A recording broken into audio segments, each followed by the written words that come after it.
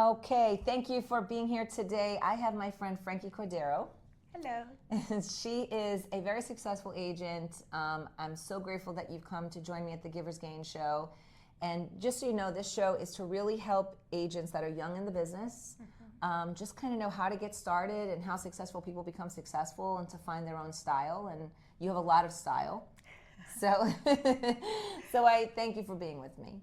Thank you so much. I appreciate you inviting me onto your show. Of course, it's my pleasure.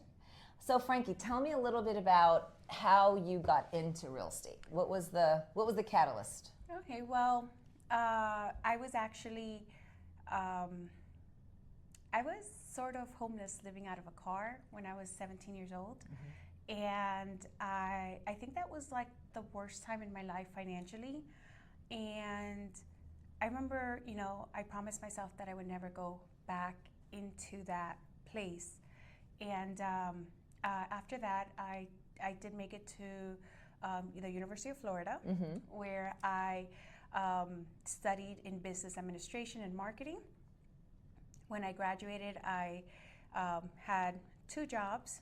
I first was in retail, and then I moved into ADP, which is a payroll service. And I remember, I think it was at age 24, I made my first 6 figures.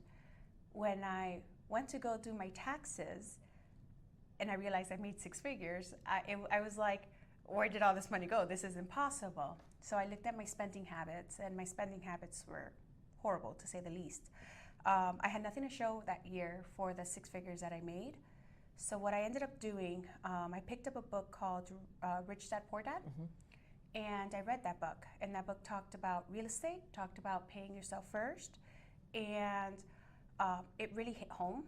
So the next year, I started to save money. I started to, I guess, invest in myself and my future.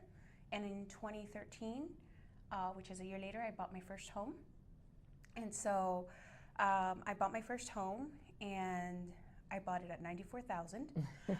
Made a killing when I sold it, but that's when I first started to get into real estate. And I started looking into investment properties. I started to looking into multifamily homes and properties with more doors. So I started to do it, and when I got pregnant, I wanted to work for myself.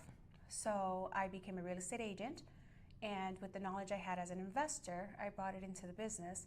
And it's been something I love doing ever since. Yeah, and you're incredibly successful at it. Thank you. And